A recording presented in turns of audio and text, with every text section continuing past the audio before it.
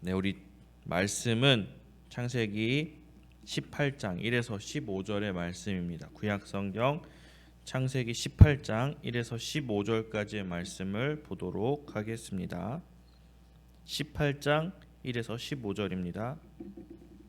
여호와께서 마므레의 상수리 나무들이 있는 곳에서 아브라함에게 나타나시니라. 날이 뜨거울 때에 그가 장막문에 앉아 있다가 눈을 들어본즉 사람 셋이 맞은편에 서 있는지라. 그가 그들을 보자 곧 장막문에서 달려나가 영접하며 몸을 땅에 굽혀 내 주여, 내가 주께 은혜를 입었사오면 원하건대 총을 떠나 지나가지 마시옵고 물을 조금 가져오게 하사 당신들의 발을 씻으시고 나무 아래에서 쉬소서. 내가 떡을 조금 가져오리니 당신들의 마음을 상쾌하게 하신 후에 지나가소서. 당신들이 종에게 오셨음이니이다. 내 말대로 그리하라. 아브라함이 급히 장막으로 가서 사라에게 이르되 속히 고운 가루 세 세알을 가져다가 반죽하여 떡을 만들라. 아브라함이 또 가축대 있는 곳으로 달려가서 기름지고 좋은 송아지를 잡아 하인에게 주니 그가 급히 요리한지라. 아브라함이 엉긴 젖과 우유와 하인이 요리한 송아지를 가져다가 그들 앞에 차려놓고 나무 아래에 모셔 섬에 그들이 먹으니라. 그들이 아브라함에게 이르되 내 아내 사라가 어디 있느냐? 장막에 있나이다. 내년 이맘때 내가 반드시 내게로 돌아오리니 내 아내 사라에게 아들이 있으리라. 사라가 그 뒤 장막문에서 들었더라. 아브라함과 사라는 나이가 많아 늙었고 사라에게는 여성의 생리가 끊어졌는지라. 사라가 속으로 웃고 이르되 내가 노쇠하였고 내 주인도 늙었으니 내게 무슨 즐거움이 있으리요. 여호와께서 아브라함에게 이르시되 사라가 왜 웃으며 이르기를 내가 늙었거늘 어떻게 아들을 낳으리요 하느냐? 여호와께 능하지 못한 일이 있겠느냐? 기한이 이를 때 내가 내게로 돌아오리니 사라에게 아들이 있으리라. 사라가 두려워서 부인하여 이르되 내가 웃지 아니하였나이다. 아니라 내가 웃었느니라. 아멘.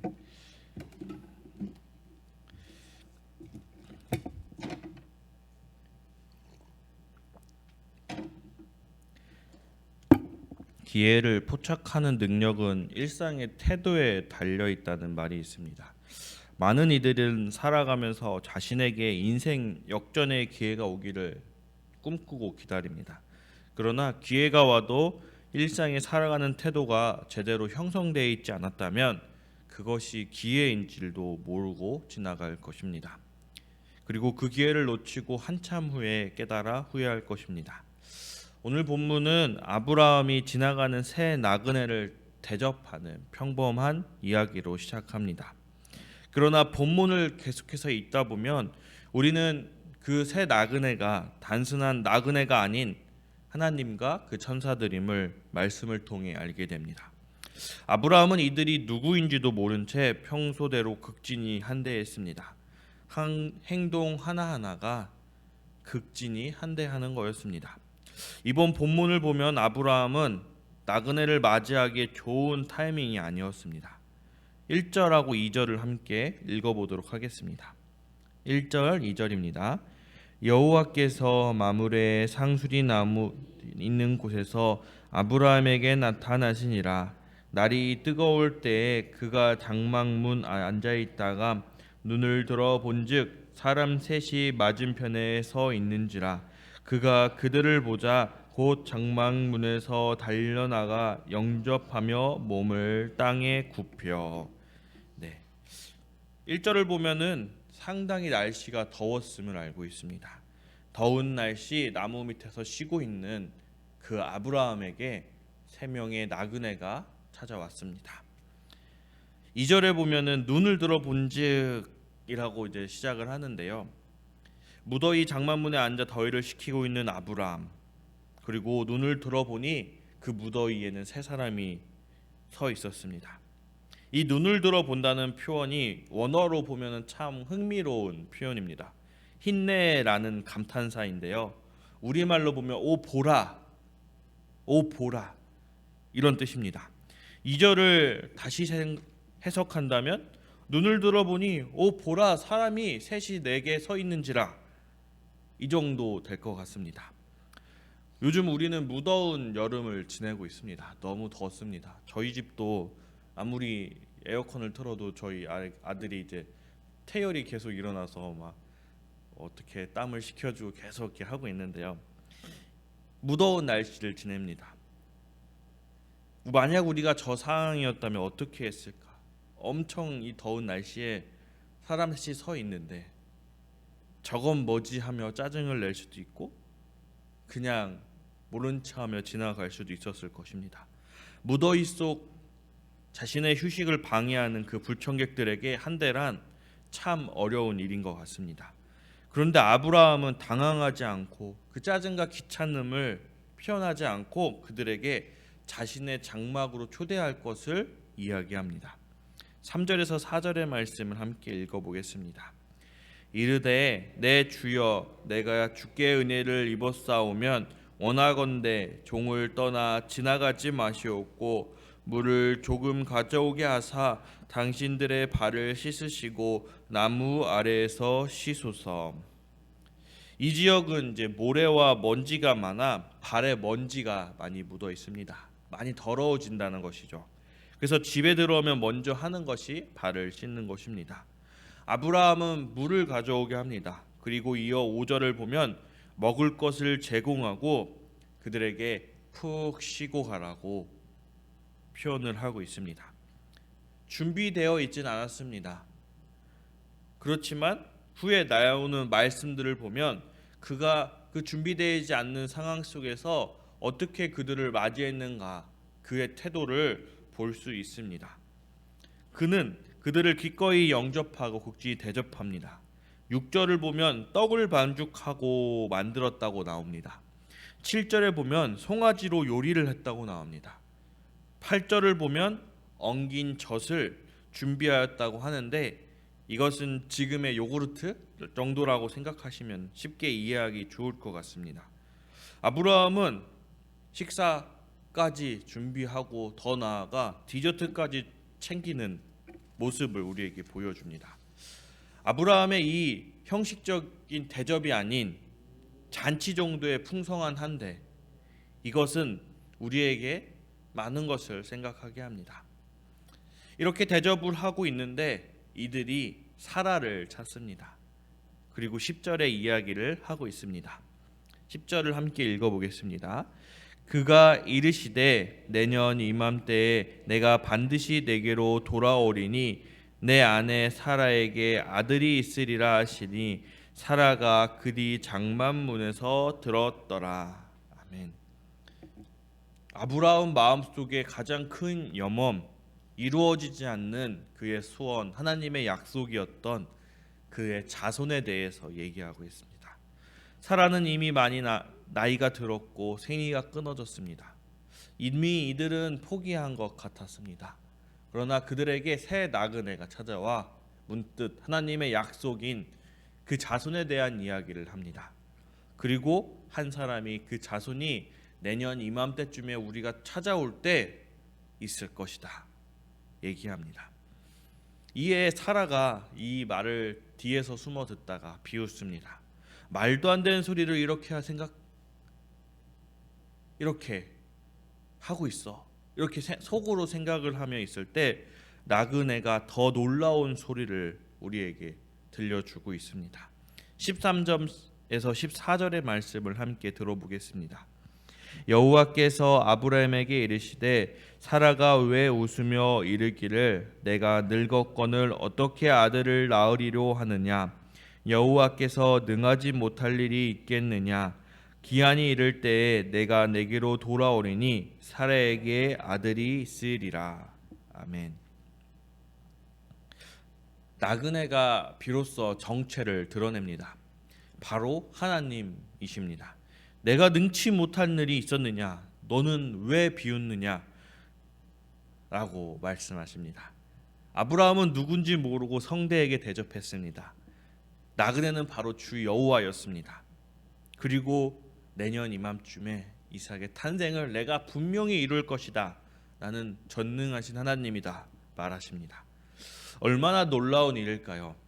부지 중에 일상적인 그 아브라함의 태도로 맞이했던, 극진히 한대했던 그 손님이 바로 하나님과 천사들이었습니다. 그의 아브라함은 뜻밖의 선물을 받았습니다. 초대교회 성도들은 이 본문을 소중히 생각하고 배우려 했다고 합니다. 손 대접 가운데 하나님의 임재와 약속과 축복이 임한다고 믿고 가르치며 자손 대대로 그것을 실천하며 살았다고 나오고 있습니다. 로마서 15장 7절은 이렇게 말하고 있습니다. 그러므로 그리스도께서 위로받아 하나님께 영광을 돌리신 같이 너희도 서로 받으라. 이렇게 나오고 있습니다. 여기서 받으라라는 표현이 영어로 웰컴이라고 표현합니다. 한마디로 그들을 한대하라는 것이죠. 주 예수가 우리를 사랑한 것처럼, 우리를 받아주신 것처럼 우리도 그들을 사랑하고 그들을 한대하라고 말하고 있는 것입니다. 기독교 윤리학자 크리스턴 폴은 이렇게 말했다고 합니다. 우리가 로마서 12장 1절에 나오는 것처럼 우리를 거룩한 산제사로 드리는 중요한 방법은 손 대접이다. 함께 삶의 자리에 초대하고 함께 삶을 나누는 게 중요합니다. 라는 것을 강조합니다. 그러나 우리는 개인적이고 또 우리의 것을 공개하기 싫어하는 그런 인식이 만연한 이 세대에 이 손 보여주기, 손에게 대접하기, 이것들을 불편해합니다. 우리의 삶을 나누고 그들과 나누는 것 많이 힘듭니다. 마치 안 쓰는 근육을 쓰는 것과 같이 어색함을 느낍니다. 그래서 이것을 실천하며 이것을 행하는 것에 대해서 피하며 싫어하는 경향도 있습니다. 저희 집은 어릴 때부터 손님이 참 많이 왔습니다. 저희 할아버지 할머니도 초대해서 손님들에게 대접하는 걸 좋아하셨고, 저희 부모님도 이제 목회자였기 때문에 손님이 끊임없이 왔습니다. 저희 집에 와서 예배를 드리기도 하고 식사를 하기도 하고, 어떤 때면은 그 집에 왔을 때 집에 가득 모여 있는 사람들을 보고 짜증을 내고 화를 내기도 하였는데, 그 모습들이 이제 커서 이제 성인이 된 저에게도 이제 남아 그대로 있는 것 같습니다. 부지 중에 우리의 태도가 하나님의 복이 임할 수 있다는 것, 그것을 오늘 말씀에서 말하고 있습니다. 우리의 태도, 우리의 계속된 꾸준함이 결국은 하나님을 맞이하고 하나님의 복을 받는 그 아브라함의 모습으로 이어집니다. 우리는 어떻게 살아가고 있을까요? 하나님께서는 우리에게 찾아오던데 우리가 그 하나님을 내쳐버리는 것이 아닌지, 그 하나님을 모른 채 하는 것이 아닌지 한번 생각해 보아야 합니다. 오늘 말씀은 우리에게 손대접하기를 중요히 하는 것, 서로 기이 여기고 서로 나누는 것이 얼마나 귀한 것인지, 그것이 축복인지를 보여주고 있습니다. 우리는 섬김만을 받는 사람들이 아닙니다. 우리도 섬김 받은 것 같이 다시 섬길 줄 아는 사람이 되어야 됩니다. 우리가 섬기며 그들에게 나아갈 때 그들이 하나님의 복음을 들을 수 있을 것이며 복음을 볼 수 있을 것입니다. 또한 그것을 통해 복을 받고 하나님과 함께하며 칭찬받는 주의 자녀, 그것이 우리가 될 것입니다. 그럴 때 하나님 나라가 계속 이루어지며 충만하게 우리에게 임할 것입니다. 오늘의 말씀, 단순히 새 나그네를 대접했던 그 아브라함의 이야기가 아닌 손님을 극진히 맞이하며 그를 주를 모시듯 모셨던 그 아브라함의 태도, 그것을 통해 임한 하나님을 다시 한번 우리도 생각해보며 오늘 하루를 승리하는 우리 되기를 원합니다. 기도하겠습니다.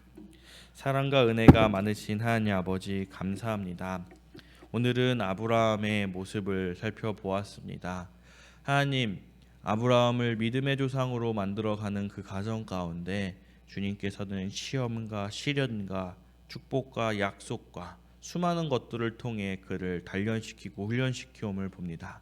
그 와중에 이 아브라함은 자신의 그 꾸준한 그 태도, 자신의 성실하고 정직한 선한 태도를 가지고 계속해서 나아갑니다. 아버지, 그의 모습이 우리의 모습이 되게 하여 주시옵소서. 우리가 아브라함처럼 다른 이에 대해 한대하고 사랑하고 섬길 수 있게 하여 주시옵소서. 능히 그 큰 마음을 허락하여 주시옵소서. 주님, 그리하여 우리가 주님의 복음을 전하며 하나님 나라를 확장할 수 있는, 또 주님 만나며 주에게 큰 복을 받는, 선물을 받는 주의 종, 주의 자녀들 되게 도와 주시옵소서. 감사합니다. 예수 그리스도의 이름으로 기도하였습니다. 아멘.